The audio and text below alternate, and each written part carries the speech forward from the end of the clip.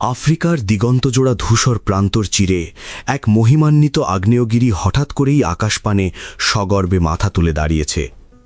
সৃষ্টির বিশালত্বল এক অনন্য নিদর্শন এই আগ্নেয়গিরি কিলিমাঞ্জারো। সমুদ্রপৃষ্ঠ থেকে প্রায় ৫,৮৯৫ মিটার বা ১৯,৩৪১ ফুট উচ্চতার এই পর্বতটি শুধু আফ্রিকার উচ্চতম শৃঙ্গই নয়, বরং এটি বিশ্বের সর্বোচ্চ ফ্রি স্ট্যান্ডিং মাউন্টেন বা এককভাবে দণ্ডায়মান পর্বত হিসেবে নিজের স্বাতন্ত্র্য বজায় রেখেছে।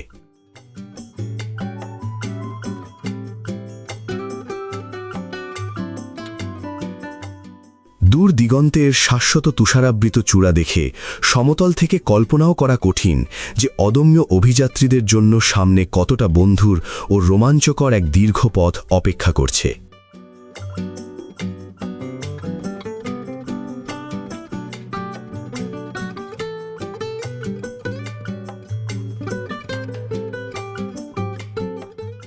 এর পাদদেশ থেকে শিখর পর্যন্ত প্রকৃতি ও আবহাওয়ার যে বৈচিত্র্যময় রূপান্তর ঘটে তা যেন এক পাহাড়ের মাঝেই বিশ্বের জলবায়ুর এক সংক্ষিপ্ত সংকলন। মাউন্ট কিলিমাঞ্জারোর সর্বোচ্চ শিখর উহুরু পিক। এই শিখরে পৌঁছনোর পথকে সাধারণত ৫টি প্রধান ভৌগোলিক ও জলবায়ুগত ইকোলজিক্যাল জোনে বিভক্ত করা হয়।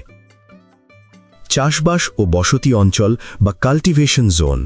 এটি মূলত ভূপৃষ্ঠ নিচু এলাকা যেখানে গ্রাম, কৃষিজমি এবং প্রচুর কলা ও কফির সমারোহ দেখা যায়। এরপরই শুরু পর্বতের প্রবেশদ্বার রেইন ফরেস্ট বা বনাঞ্চল। ঘন অরণ্যে ঘেরা এই অঞ্চলে প্রচুর বৃষ্টিপাত হয় এবং এখানে বন্য প্রাণী ও হরেক রকমের পাখির দেখা মেলে।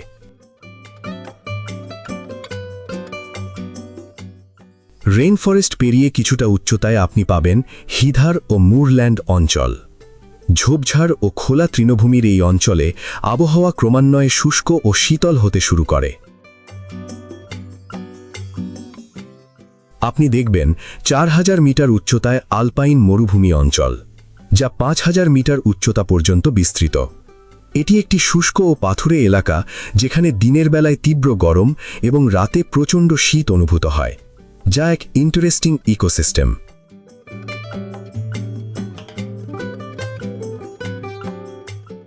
ভিউয়ার্স, সর্বশেষে আপনি পৌঁছাবেন আর্কটিক বা শীর্ষ অঞ্চল। বরফ ও বিশাল হিমবাহে আচ্ছাদিত এই চরম উচ্চতাতেই বিখ্যাত উহুরু পিক অবস্থিত।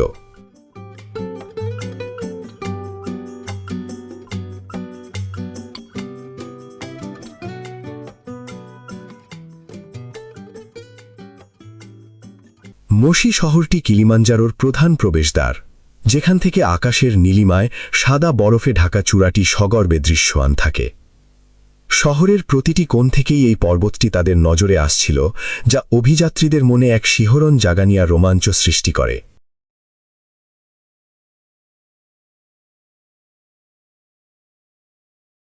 যদিও মাচামে, মারাঙ্গু কিংবা লেমোসোর মতো অনেকগুলো রুট রয়েছে, তবে গাইডদের পরামর্শে তারা শেষ পর্যন্ত মাচামে রুটটিকেই চূড়ান্ত করে।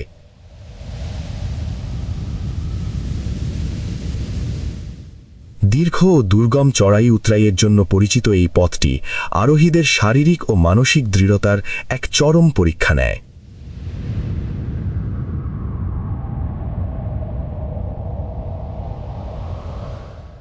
অভিযানের একেবারে প্রাথমিক পর্যায়টি শুরু হয় এক নিবিড় ও রহস্যময় রেইন ফরেস্টের মধ্য দিয়ে, যেখানে প্রকৃতি তার আদিম ও সজীব রূপ নিয়ে অপেক্ষা করে।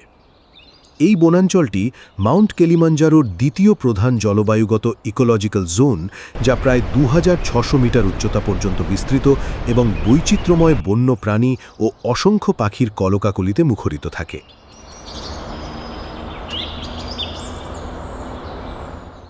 গভীর অরণ্যের বুক চিরে যখন অভিযাত্রীরা এগিয়ে চলে, তখন উচ্চতার প্রভাব সরাসরি অনুভূত না হলেও চারপাশের বন্য ও প্রাগৈতিহাসিক পরিবেশ মুহূর্তেই সবাইকে আচ্ছন্ন করে ফেলে।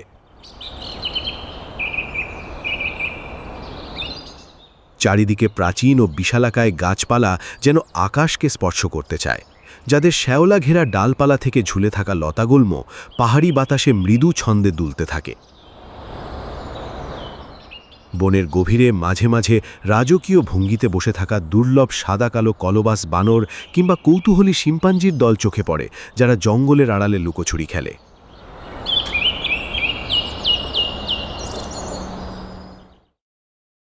এই অঞ্চলের বাতাসে এক ধরনের ভারী আর্দ্রতা সবসময় বিরাজ করে, যার ফলে অল্প কিছুক্ষণ হাঁটলেই অভিযাত্রীদের পোশাক ভিজে সিক্ত হয়ে যায়।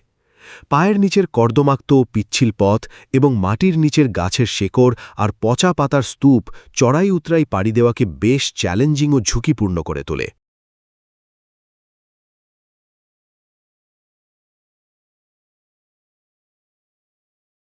কিলিমাঞ্জারোর পাদদেশের এই অংশটি অবিশ্বাস্য রকম সবুজ ও প্রাণবন্ত, কারণ ভৌগোলিক অবস্থানের কারণে এখানে সারা বছরই প্রচুর পরিমাণে বৃষ্টিপাত হয়। বনের নিস্তব্ধতা ভেঙে হুটহাট ঝমঝমিয়ে বৃষ্টি নেমে আসা এবং দিনের বেলাতেই ঘন পত্রপল্লবের আড়ালে সূর্যের আলো বিলীন হয়ে গোধূলির মায়া নেমে আসা এখানে অত্যন্ত সাধারণ ঘটনা।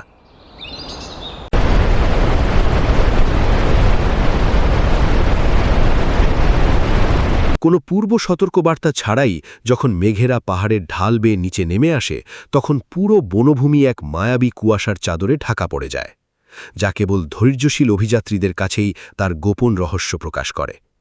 এই রেইনফরেস্ট জোনটি পার হওয়ার পরেই অভিযাত্রীরা হিডার ও মুরল্যান্ডের শুষ্ক ও শীতল অঞ্চলে প্রবেশ করে।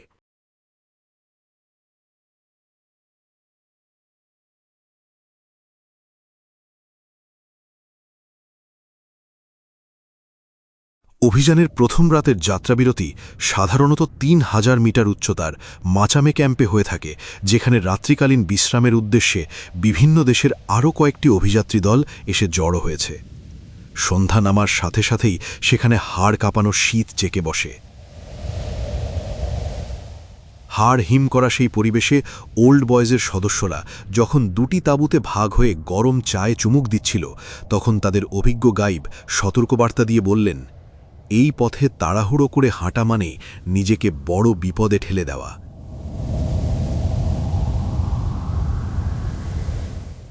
অভিযানের দ্বিতীয় দিনে রেইনফরেস্টের সেই নিবিড় ও আর্দ্র সীমানা ক্রমশ পেছনে পড়ে থাকে এবং প্রকৃতির আদিম অরণ্য বিদায় নিতে শুরু করে।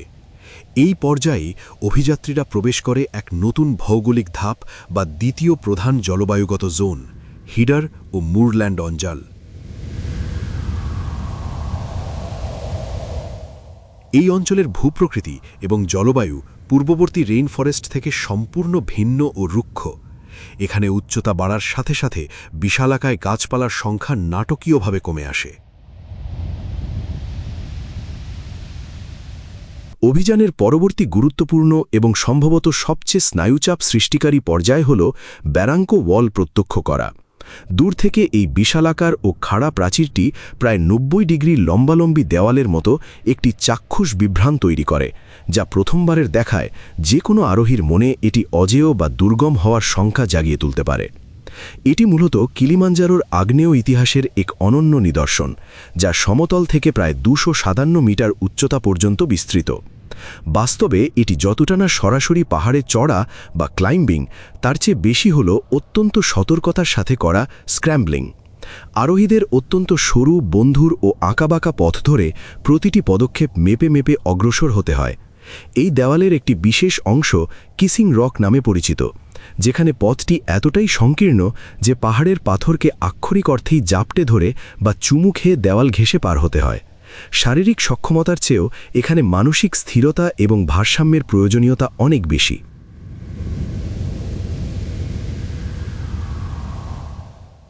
চারপাশ জুড়ে ছড়িয়ে আছে আদিম আগ্নেয় শিলা আর ধূসর আগ্নেয় ভূমি, যা কিলিমাঞ্জারোর সুপ্ত আগ্নেয়গিরি সত্তা কথা বারবার স্মরণ করিয়ে দেয়। এই জোনের সবথেকে বড় আকর্ষণীয় বিশেষত্ব হল জায়ান্ট গ্রাউন্ড সেল নামক এক প্রকার বিরল ও অদ্ভুত দর্শন গাছ।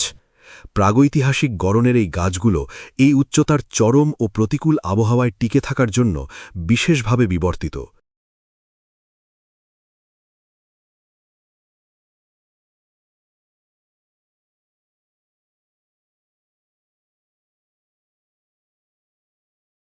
মুরল্যান্ডের এই রুক্ষ পাথুরে এবং বৈচিত্র্যময় ভূখণ্ডটি অনেক অভিযাত্রীর কাছেই পৃথিবীর কোনো সাধারণ অংশ বলে মনে হয় না, বরং দিগন্ত বিস্তৃত ধূসর শিলা আর বিচিত্র সব উদ্ভিদের সমাহার একে অন্য কোনো অজানা গ্রহের রহস্যময় প্রান্তর বলে মনে হয়।